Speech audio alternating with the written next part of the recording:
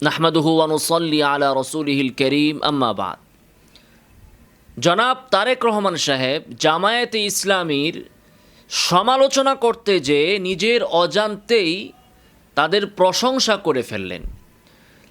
জামায়াতে ইসলামীর তরফ থেকে বিএনপি সরকারের আমলে যে দুর্নীতি হয়েছে এবং বিএনপি একাধিকবার দুর্নীতিতে বিশ্ব চ্যাম্পিয়ন হয়েছে রাষ্ট্র পরিচালনার ক্ষেত্রে, সেই বিষয়গুলো নিয়ে জামায়াতে ইসলামীর তরফ থেকে যখন আকারে ইঙ্গিতে অভিযোগ উত্থাপন করা হচ্ছে, তখন তারেক রহমান সাহেব এর জবাব দিলেন এভাবে যে বিএনপি সরকার যদি দুর্নীতি করেই থাকে এবং বিএনপির আমলে যদি বাংলাদেশ দুর্নীতিতে বিশ্ব চ্যাম্পিয়ন হয়েই থাকে, তাহলে ওই সরকারের সাথে জামায়াতে ইসলামীর দুইজন মন্ত্রী কেন ছিলেন? তারা কেন বিএনপির দুর্নীতির কারণে বিএনপির সরকার থেকে, বিএনপি নেতৃত্বাধীন সরকার থেকে কেন সেই দুইজন জামায়াতি মন্ত্রী পদত্যাগ করেন নাই? আসলে এর মাধ্যমে তারেক রহমান সাহেব কি বুঝালেন? দেখুন, আজকে যদি বিএনপি আওয়ামী লীগের বিরুদ্ধে দুর্নীতির অভিযোগ তোলে, তা আওয়ামী লীগ কী করবে? আওয়ামী লীগও বিএনপির বিরুদ্ধে একই অভিযোগ উত্থাপন করবে। কারণ দুর্নীতির অভিযোগে যেমনিভাবে বিএনপি দোষী, তেমনিভাবে আওয়ামী লীগও দোষী। অতএব এই উভয় দলের যে কোনো এক দল যদি কারো ব্যাপারে দুর্নীতির অভিযোগ আনে, হত্যার অভিযোগ আনে, অথবা নির্বাচনে জালিয়াতির অভিযোগ আনে, ভোট কারচুপির অভিযোগ আনে, তখন চোখ বন্ধ করেই প্রতিপক্ষ তার উত্তর এভাবে দিতে পারে যে এই দোষ তো তুমিও করেছো, দুর্নীতি তো তুমিও করেছো, ভোট চুরি তো তুমিও করেছো। কিন্তু এখানে দেখা গেল তারেক রহমান সাহেব কিন্তু জামায়াতের পক্ষ থেকে উত্থাপিত দুর্নীতির অভিযোগের বিরুদ্ধে কথা বলতে পারলেন না যে চারদলীয় জোট সরকারের আমলে বিএনপির মন্ত্রীরা দুর্নীতি করে থাকলে জামায়াতের দুই মন্ত্রীও দুর্নীতি করেছে। এই কথা কিন্তু তারেক রহমান সাহেব বলতে পারলেন না। তার মানে হচ্ছে জামায়াতে ইসলামীর বিরুদ্ধে অন্তত দুর্নীতির প্রশ্নে তাদেরকে অভিযুক্ত করার কোনো সুযোগ নাই।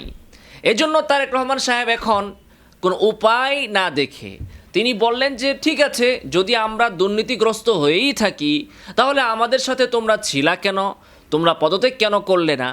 কিন্তু তিনি এটা বলতে পারলেন না যে দুর্নীতি আমি করলে তুমিও করেছো। কারণ জামায়াতের শত্রুরাও কথা স্বীকার করতে বাধ্য যে জামায়াত যখন ক্ষমতায় ছিল, দুইজন মন্ত্রী যখন ছিল, তখন তারা দুর্নীতি করেননি, তারা এই অভিযোগ থেকে মুক্ত। তো তারেক রহমান সাহেব এখন অভিযোগ কি তুললেন যে আমরা যদি দুর্নীতিগ্রস্ত হই তাহলে আমাদের সাথে তোমরা ছিলা কেন? তো এর জবাবটাও কিন্তু খুবই চমৎকার। আমি এর জবাবে বলবো তারেক রহমান সাহেবকে যে তারা এই জন্যই ছিল যে তারা এই কথাটা প্রমাণ করেছে যে সৎ সঙ্গে স্বর্গবাস, অসৎ সঙ্গে সর্বনাশ। এই অসৎ সঙ্গে সবসময় সর্বনাশ হয় না। পৃথিবীতে এমন কিছু মানুষও থাকে যারা সঙ্গ অসৎ হলেও সেই অসৎ সঙ্গের সাথে থেকেও তারা নিজেদেরকে সেই অসৎ কাজ থেকে বিরত রাখতে পারেন, নিজের আঁচলকে ওই দুর্নীতির অভিযোগ থেকে নিজেদেরকে মুক্ত রাখতে পারেন। অতএব বাংলাদেশের মানুষের মনে এখন এই প্রশ্ন আসে না যে বিএনপি সরকার দুর্নীতিগ্রস্ত হলে জামায়াতের দুই মন্ত্রী কেন পদত্যাগ করলেন না, বরং জনগণের প্রশ্ন যেটা, সেটা এখনও তারেক রহমান সাহেব অনুধাবন করতে পারেননি।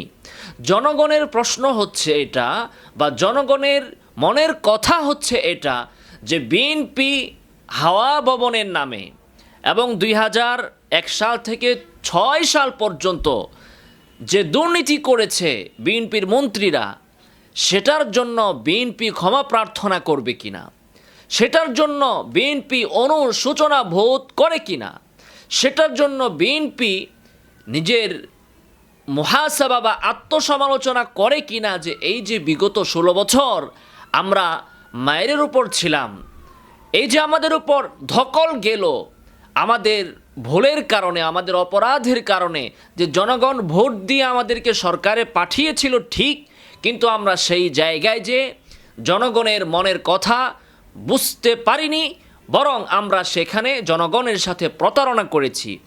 অতএব জনগণের চাওয়া হচ্ছে, মনের কথা হচ্ছে এটা যে বিএনপির চেয়ারম্যান তারেক রহমান সাহেব তাদের পূর্বের কৃত কর্মের কারণে এখন অনুশোচনা বোধ করেন কিনা, ক্ষমা প্রার্থনা করেন কিনা, জনগণের কাছে দুঃখ প্রকাশ করবেন কিনা, এবং যে অর্থ লোটপাট হয়েছে সেটা জাতির কাছে ফিরিয়ে দেওয়ার ব্যবস্থা করবেন কিনা, এবং ওই সরকারের সময়ে যারা মন্ত্রী ছিল, যারা দুর্নীতির সাথে জড়িত ছিল, তাদেরকে বিএনপির পদ পদবি থেকে তাদেরকে আবার সংসদে পাঠানোর চিন্তা ভাবনা থেকে বিএনপি সরে আসলো কিনা বা আসবে কিনা, এটা হচ্ছে জনগণের প্রশ্ন। বিএনপির কাছে জনগণের প্রত্যাশা এটাই, যাদের ভুলের কারণে, যাদের পাপের কারণে, যাদের দুর্নীতির কারণে এই বাংলাদেশকে 16 বছর ফ্যাসিস্ট সরকারের হাতে নির্যাতিত হতে হলো, যাদের ভুলের কারণে, যে রাজনৈতিক নেতৃবৃন্দের অপরাধের কারণে, দুর্নীতির কারণে, বিএনপি কি এখনও তাদেরকে নিয়েই চলবে, নাকি তাদেরকে বাদ দিয়ে সৎ যোগ্য লোকদেরকে নিয়ে, জনগণকে সাথে নিয়ে ভবিষ্যতে সুন্দরভাবে রাষ্ট্র পরিচালনা করার পরিকল্পনা করবে? এটাই হচ্ছে বিএনপির কাছে এখন জনগণের প্রশ্ন। আল্লাহ সুবহানাহু ওয়া তাআলা বিএনপিকে জনগণের এই মনের ভাব বুঝার তৌফিক দান করুন। আমিন ওয়া আখিরু দাওয়ানা আলহামদুলিল্লাহি রাব্বিল আলামিন।